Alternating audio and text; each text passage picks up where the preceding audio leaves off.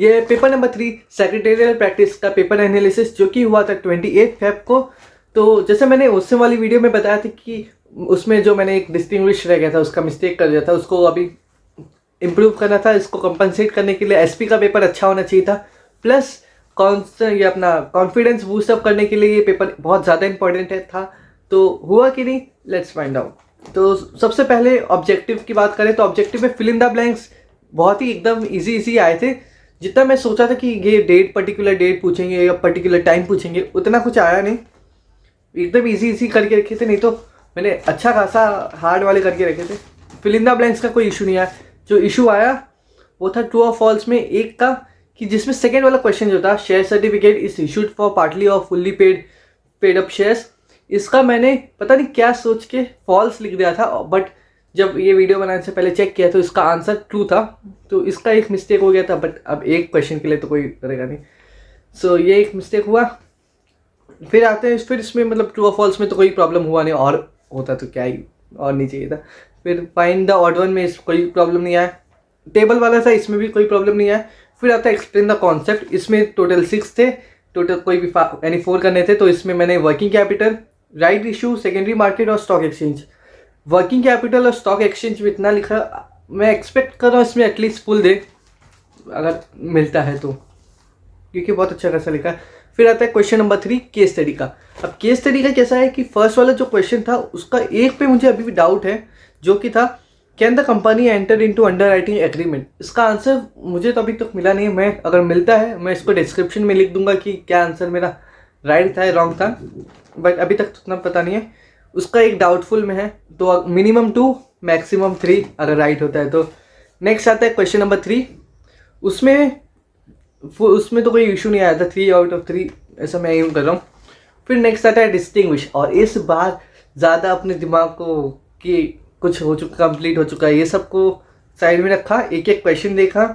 Fix capital and working capital जो last year भी आया था, इस साल भी आया, इसको अच्छे से लिखा। नेक्स्ट आता है शेयर और डिबेंचर। पहले मैं सोचा आईपीओ और एफपीओ लिखूं, बाद में सोचा कि शेयर और डिबेंचर में शायद मैं ज़्यादा पॉइंट लिख पाऊँ और अच्छे से लगेगा थोड़ा। तो ये शेयर एंड डिबेंचर किया, और फिर अपना ज़्यादा दिमाग ना बढ़ाते हुए थर्ड वाला देखा जो था final dividend and interim dividend, ना कि ये सोचा कि कंप्लीट हो गया अब आगे ही चढ़ो। तो फाइनल डिविडेंड और इंटरिम डिविडेंड बहुत अच्छे से आता था, तो उसमें कोई प्रॉब्लम नहीं आया। तो सबसे पहला fix capital and working capital, इसका फुल एक्सपेक्ट कर रहा हूँ। और second final dividend and interim dividend, और मे बी 3 दे दें, 3.5 दे दें, आई डोंट नो, क्योंकि अगर 3.5 हुआ तो 4 कर लेंगे, देखते कैसे करते हैं, बट लिखा तो अच्छा खासा है। नेक्स्ट आता है आंसर इन ब्रीफ, इसमें था 3 एनी 2 लिखना था, तो explain 4 advantage of depository system आया, ये लिखा। फिर जो क्वेश्चन आया था स्टेट फंक्शन ऑफ सेबी, और जिनको नहीं पता, जो ये ऐसा लर्निंग वाला सीरीज स्टार्ट किया था, मतलब ऐसा स्टडीज़ वाला रिकॉर्ड करना, सबसे पहला चैप्टर एसपी में जो किया था वो था स्टॉक एक्सचेंज, और उसमें सेबी का आंसर ऐसा मिलेगा फंक्शंस ऑफ सेबी। तो फंक्शंस ऑफ स्टॉक एक्सचेंज करने के बाद, terms related to stock exchange करने के बाद यही वाला आंसर किया था। और उस वक्त में जब मैं कर रहा था, मैं सोचा नहीं था कि ये वाला बोर्ड में आएगा, बट फिर भी कर लिया। और इवन जब मैं एग्ज़ाम, कल जैसे कि एग्ज़ाम है और एक दिन पहले मैं सोचा कि ये वाला आंसर करूँ कि नहीं करूँ, क्योंकि मैंने फंक्शंस और टर्म्स रिलेटेड, और पता नहीं क्यों मैं सोच रहा था कि टर्म्स रिलेटेड आएगा, क्योंकि उसमें 16 to 18 आई गेस, और वो वर्ड टू वर्ड आते हैं, तो अगर वो आ जाता फाइनल में तो बढ़िया रहता, बट आया नहीं। तो फिर भी फंक्शंस ऑफ सेबी कर लिया, और जब क्वेश्चन आया तो पेपर लिखते वक्त तो एक स्माइल आ गया था फेस पे कि ये वाला क्वेश्चन आया, क्योंकि जिससे शुरुआत किया उसी से एंड करना एक अच्छा बहुत मज़ा आता है। फिर question number 6 justify the following statement, इसमें थे क्वेश्चन, इसमें 3 थे और टोटल 4 थे, सॉरी, तो 2 लिखने थे, तो उसमें भी कोई इशू नहीं आया, नॉर्मल सब सही था। फिर आता है question number 7 attempt the following letter.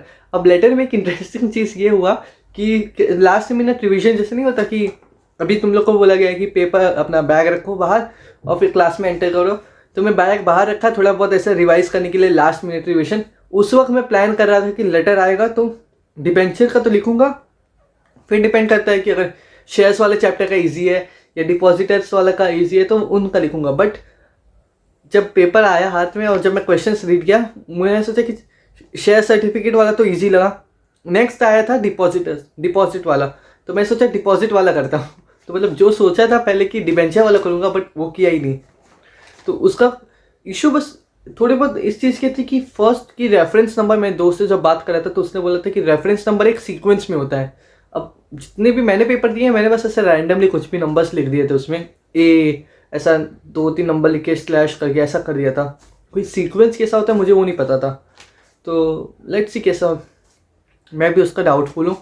फिर एनक्लोजर थर्ड वाले में था, तो एनक्लोजर बिना भूले लिखा और इसको बॉक्स में अच्छे से किया। पूरा पेपर एक तरफ, लेटर ऐसा लग रहा था कि सुनहरे अक्षरों में ऐसा लिखा हुआ है, ऐसा गोल्डन वर्ड से, तब मतलब अच्छा सा प्रेजेंटेशन किया था। तो होप सो 6, मिनिमम 6 और मैक्सिमम अगर फुल मिले तो अच्छी बात है, बट एवरेज करें तो मतलब 8 के आसपास कुछ मिल जाना चाहिए।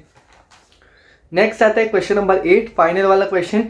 और क्वेश्चन वाला जो फर्स्ट था, what is an equity share और एक्सप्लेन इट फीचर्स।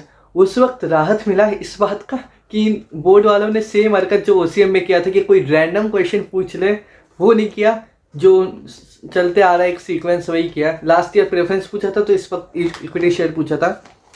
और नेक्स्ट वाला भी उतना कोई ऐसा रैंडम वाले नहीं थे, एकदम अच्छे खासे वाले थे, तो इसमें मतलब कोई प्रॉब्लम नहीं आया। इक्विटी शेयर का 3 से 4 पेज अच्छे खासे लिखा। और जब पेपर हुआ 20 मिनट पहले मैं ऐसा लाइन वाइन सब मार रहा हूँ, अच्छे से प्रेजेंटेशन कर रहा हूँ। अब जब हो गया फिर 5 मिनट एक्स्ट्रा बचे थे, मैं पेपर्स को साइड में रख रहा था, देख रहा था इसमें 2 क्वेश्चन लिखने थे, इसमें 2 लिखा है, इसमें 2 लिखने थे, इसमें 2 लिखा है। तो ऐसा ऐसा एक एक कर रहा था कि गलती से भी कुछ मिस नहीं होना चाहिए, और थैंकफुल ऐसा कुछ हुआ भी नहीं। और कॉन्फिडेंस जो ज़रूरत था वो बूस्टअप हो भी गया। एक कॉन्फिडेंस वाली बात इसलिए इम्पोर्टेंट इसलिए है क्योंकि जैसे मैंने शायद पहले भी बताया था कि मैं ऐसा मतलब स्टार्टिंग में पहले चेस खेलता था। तो चेस में कैसा है ना कि अगर एक पर्टिकुलर ईलो पॉइंट होते हैं तो उसमें पॉइंट्स के हिसाब से होते हैं। तो अगर तुम एक पर्टिकुलर ईलो पॉइंट पे पहुंच गए, बहुत बार ऐसे स्टेज आते हैं कि तुम, जैसे कि फॉर एग्जांपल मेरे सिचुएशन में कैसा हुआ कि कितनी बार मैं 800 तक पहुंचा, फिर ऐसा 900 तक पहुंचा, फिर ऐसे गिर गिर के 800 तक आया एक, और ऐसे ऐसे करते करते 790 तक आ गया था। तो उस वक्त सिचुएशन में तुम्हें बस एक गेम की ज़रूरत होती है, वो जीतो एक अच्छे खासे तरीके से, तो तुम्हारा वो कॉन्फिडेंस बूस्ट होता है और नेक्स्ट वाले तो तुम पक्का ऐसे जीतते ही रहते हो। और वो जो डाउन वो नेगेटिव में चला गया था उसको तुम एक पॉजिटिव में कर सकते हो और वही बाउंस बैक कर सकते हो एक तरीके से बोले तो मतलब कॉन्फिडेंस की तो ज़रूरत रहती है। तो ये चेस ने सिखाया था और ये पेपर अच्छा हुआ तो कॉन्फिडेंस तो बूस्ट हुआ ही है। और इसी से कॉन्फिडेंस में चेस के साथ साथ एक और चीज़ जिसने मुझे इसमें चेस में लाया था वो था एक एनीमे हिकारू नो गो करके। उसमें एक वर्ड है, एक चीज़ है, मतलब कॉन्सेप्ट है, एक डिवाइन मूव। डिवाइन मूव का मतलब इन शॉर्ट अगर बताऊं तो ऐसा मूव कि 2 अगर लेजेंडरी प्लेयर अगर खेल रहे हैं, एकदम मैच कट टू एकदम इक्वल चल रहा है, बस वो एक मूव जो डिसाइड करता है कि कौन जीतने वाला है कौन हारने वाला है, उसको डिवाइन मूव कहते हैं। एक तरीके से इसको मिथिकल मूव बोलते हैं क्योंकि आज तक ऐसा बोलते हैं कि क्योंकि इसकी कोई डेफिनेशन नहीं है ना कि एग्जैक्ट कि यही होगा, तो एक अजम्पशन पे रहता है कि ये मूव कितना ऑब्वियस है, ये कितना है। तो उसको जापानीज में कहते हैं कामिनो इते, और जिसका लिटरल ट्रांसलेशन होता है हैंड्स ऑफ गॉड।